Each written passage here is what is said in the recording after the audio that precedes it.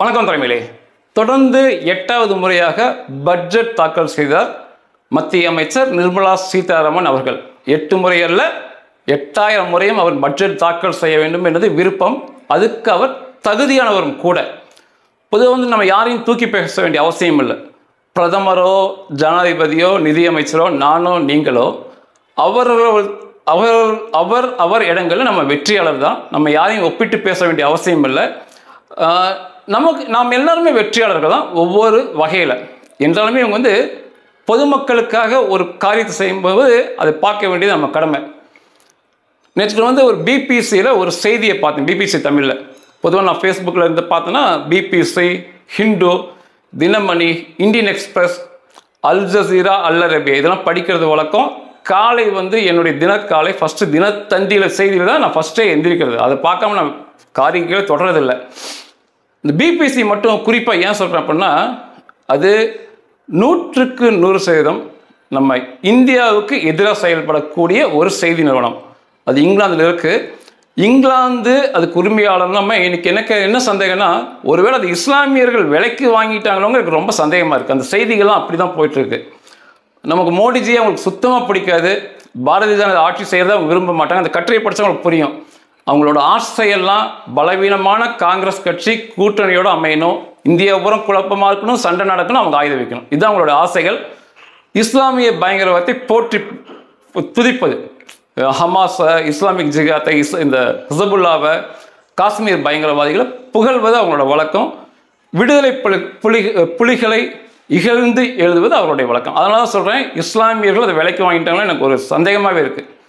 நேற்று அவனுக்கு ஒரு கட்டுரை எழுதியிருந்தாங்க பிபிசி. என்ன தலைப்புனா, நிர்மலா சீதாராமன் அவர்கள் தயாரித்த பட்ஜெட்டுக்கு என்ன மதிப்பெண் போடுறீங்க, 0லிருந்து 10 வரைக்கும் நீங்கள் போடலான்னு சொல்லியிருந்தாங்க. அவனுக்கு என்ன ஒரு ஆசைன்னா, எல்லோருமே 0 போட்டு கழுவி ஊற்றுவாங்கன்னு அவனுக்கு ஒரு சந்தோஷம். அவன் நினைச்ச மாதிரி தான் நினச்சி. நான் அப்படியே 1 மணி நேரம் கழிச்சு தான் படித்தேன். எல்லோருமே வழக்கம் போல் இந்த 0க்கு கீழே போட்டு சிரிச்சிட்டு இருந்தாங்க. அப்போ நான் ஒரு கமெண்ட் அடிச்சிருந்தேன். அதுக்கு நான் பொதுவாக பிபிசி ஹிந்துக்குள்ள முதல்ல நிறைய கமெண்ட் பண்ணுவேன். இப்போ யூடியூப்பில் பேசினாலும் டைம் இருக்கிறது இல்லை. நேற்று எனக்கு பார்த்தோன்னா கொஞ்சம் கோபம் ஒரு கமெண்ட் பண்ணியிருந்தேன். உண்மையாக சொல்கிறேன், நேற்று அனைத்து கமெண்ட்லையும் அந்த கட்டுரைக்கான கமெண்ட்டில் என்னோடது வைரலாக போயிருந்தது. என்னோட வைரலாக போயிருந்தது. 52 பேர் இப்போ வரைக்கும் அதுக்கு லைக் பண்ணியிருந்தாங்க. அதில் 52ல் 9 பேர் சிரிச்சிருந்தாங்க, மாற்றுக் கட்சி தோழர்கள். மிச்ச அத்தனை பேருமே லைக் பண்ணியிருந்தாங்க. இது என்ன காட்டுதுன்னா, அந்த துரோகத்தையும் தாண்டி நிர்மலா சீதாராமன் அவர்கள் மேலே மக்கள் அபிமானம் வச்சுருக்காங்கிறது நல்லாவே தெரியுது. நான் அந்த கமெண்ட்டில் என்ன சொல்லியிருந்தேன் அப்படின்னா, அவங்க தயாரிக்கிற பட்ஜெட் கோடி ரூபாய் இன்ட்டு கோடி, கோடி இன்ட்டு கோடி பெருக்கல் அப்படி போடணும். கோடி ரூபாயை கோடி தடவை கொடுக்கணும். அந்தளவுக்கு மிகப்பெரிய பட்ஜெட் தயாரிக்கிற நிதியமைச்சர் பெண்மணி, அவங்க மேலே ஒரே 1 ரூபாய் ஊழல் குற்றச்சாட்டு இல்லை. அது எதிர்கட்சினாலுமே சொல்ல முடியாது அப்படின்னு எழுதியிருந்தேன். மிகச்சரியானது. 1 ரூபாய். நம்ம எல்லாம் என்ன சொல்லுவோம், தேனை தொட்ட கையை நக்கிடுவோம். இது நம்மகிட்ட ஒரு பழமொழி. அவ்வளோ பெரிய பட்ஜெட் தயாரிக்கிறவங்க 1 ரூபாய் ஊழல் இல்லை, அவங்க மேலே குற்றச்சாட்டு இல்லை. அதே சமயத்தில் இதுக்கு மேலே நீங்கள் சிதம்பரம் அவர்களை யோசிப்பாங்க. எத்தனை கோடி ஊழல் குற்றச்சாட்டு, இந்தியாவுக்கு சொத்து சேர்த்தது, அதை தாண்டி வெளிநாடுகளில் சொத்து சேர்த்தது, சிறைக்கு செல்வது, ஜாமீனில் வெளியிருக்கிறது. இதே தான் அவருடைய மகன் மேலே ஊழல் குற்றச்சாட்டு. ஆனால் இவரை பாருங்களேன், நம்ம அதெல்லாம் நமக்கு கண்ணுக்கு அது தெரியறதே இல்லை. ரெண்டாவது இப்போது ஜவஹர்லால் நேருன்னு சொல்கிறோம், ஜவஹர்லால் நேருங்கிறோம். அவரோட மொத்த குடும்பமும் தெரியும், குடும்ப ஆக்கிரமிப்பு. கருணாநிதின்னு சொல்கிறோம், மொத்த குடும்பமும் தெரியும், குடும்ப ஆக்கிரமிப்பு. சிதம்பரம்னு சொல்கிறோம், மொத்த குடும்பமும் தெரியுது. இவரை பற்றி தெரியுமா? நிர்மலா சீதாராமன் அவங்க பற்றி அவர் பேர் சொன்னால் அவங்க குடும்பத்தில் ஏதாவது ஒரு நபர் நமக்கு தெரியுமா? எந்த வித திணிப்பும் இல்லாமல் ஒரு நேர்த்தியான முறையில் நிர்வாகம் செய்கிறாங்க. அதே போல் இப்போ அவங்க வந்த பிறகு, நிர்மலா சீதாராமன் வந்த பிறகு, இந்தியா எங்கேயாவது கடன் கேட்டு பார்க்குறோமா? வெளிநாடுகள்லையோ இல்லை ஐக்கிய நாட்டு சபைகள்லையோ நாங்கள் வட்டி கடன் கொடுங்க அந்த மாதிரி நம்ம கடன் கேட்டு பார்க்குறோமா? நம்ம ஏதாவது அடமானம் வைக்கிறோமா? அதெல்லாம் இல்லை. நம்ம தான் பிற நாட்டுக்கு தானமாக ஏகப்பட்டதை கொடுத்துக்கிட்டு இருக்கோம். இதெல்லாம் நம்ம சுருக்கமாக நான் பிபிசியில் எழுதியிருந்தேன். மிக வைரலாச்சு. ரொம்ப சந்தோஷம் எனக்கு. எதிரியுமே மதிக்க தெரிந்த நபர் இவர். உங்களுக்கு பிஜேன்னு ஒருத்தர் தெரியும், பி ஜைனுல் ஆபிதீன். தௌஹீத் ஜமாத்தை இங்கே தமிழ்நாட்டில் வச்சிருக்கவர். இஸ்லாமிய மார்க் அறிஞர். இஸ்லாம மதத்தை பற்றி பிரச்சாரம் பண்ணுவார் டிவிகளில். அதப்போ ஓகே ஏற்றுக்கலாம். ஆனால் வம்புக்கு வருவார் பிற மதத்தோட. இஸ்லாம் சிறந்ததா கிறிஸ்தவம் சிறந்தான்னு சொல்லி எப்போ பார்த்தா இந்த மதத்தை வம்புக்கு இழுப்பார். எனக்கு அது பிடிக்காது. ஆனால் அவருக்கு பிஜேபி கொஞ்சமும் ஆகாது, இந்த பிஜேபி நபர்கள் ஆகாது. அவர் எளிதில் பேசியிருந்தார். இந்த நிர்மலா சீதாராமன் அவங்க வீட்டில் ஒரு கல்யாணம் பண்ணி வச்சாங்க மகளுக்கு.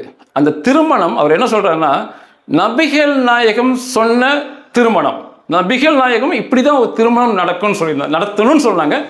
அதை அவர் செய்து காட்டினாங்க. அவர் அழகாக சொல்லியிருந்தார். அவர் நினைச்சு கூப்பிட்டுருந்தா இந்திய தொழிலதிபர்கள் உலகளவு தொழிலதிபர்கள் வந்து குமிஞ்சிருப்பாங்க. ஏன்னா இவருடைய தயவு அவங்களுக்கு தான் தேவைப்படும்.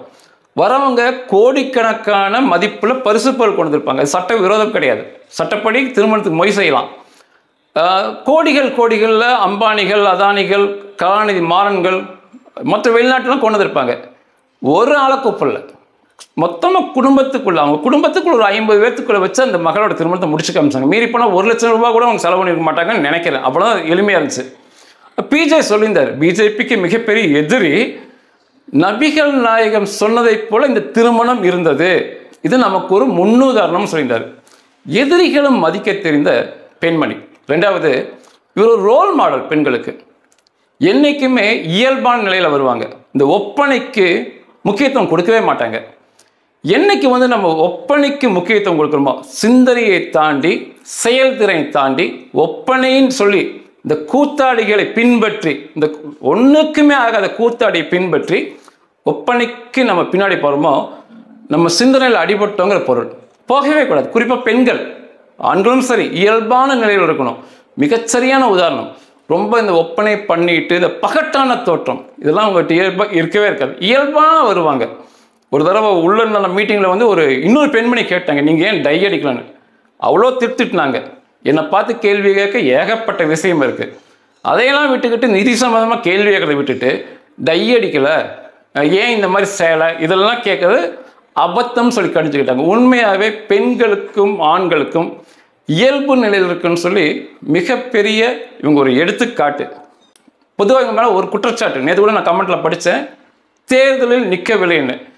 தேர்தல் நிற்கல தான் நின்று ஜெயிக்க அவங்களுக்கு எனக்கு வாழ்த்துக்கள். ஆனால் இந்திய சட்டத்திட்டத்துக்கு உட்பட்டு தான் அவங்க இருக்காங்க. இந்திய சட்டத்துக்கு உட்பட்டு தான் அவங்க இருக்கிறாங்க.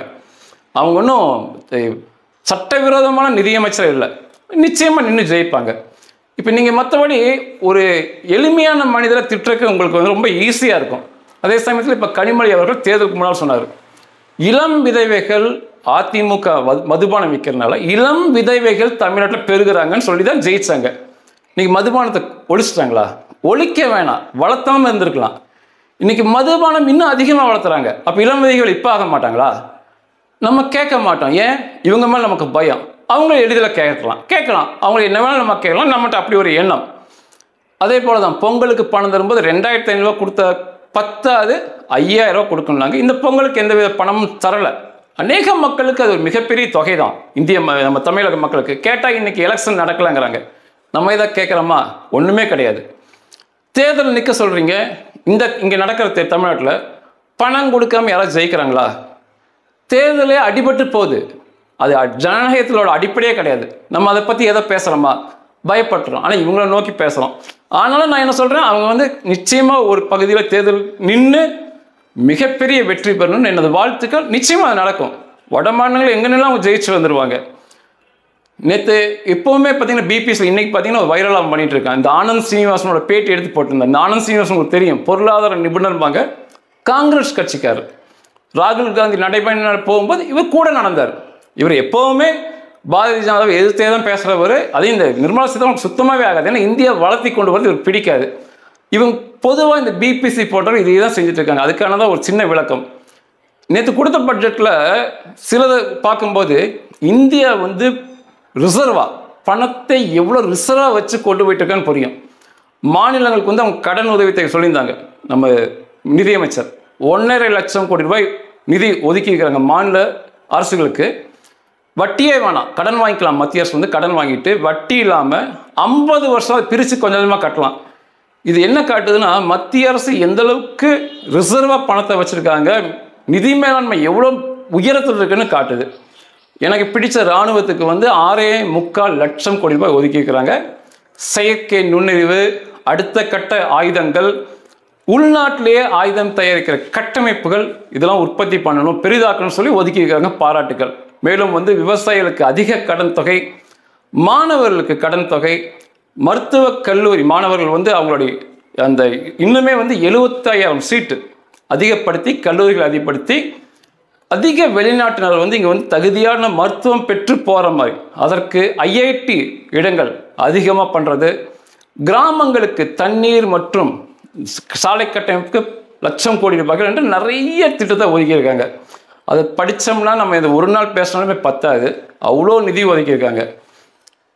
உண்மையாகவே நமக்கு கிடைச்ச புண்ணியம். இவங்க நிதியமைச்சராக வந்தது ஊழல் செய்யாமல் இவ்வளோ பெரிய அளவில் முன்னேற்றி கொண்டு வருது. நான் தொடக்கத்திலே சொன்னேன், 8 அல்ல 8000 முறை இவங்க பட்ஜெட் நமக்காக, இந்த மக்களுக்காக தயாரித்து கொடுக்கணும். பாரதிய ஜனதா தலைமையில், மோடிஜி ஆட்சியில் எல்லாம் வல்ல இறைவன் அதுக்கான ஆசையை தரணும். நன்றிகள்.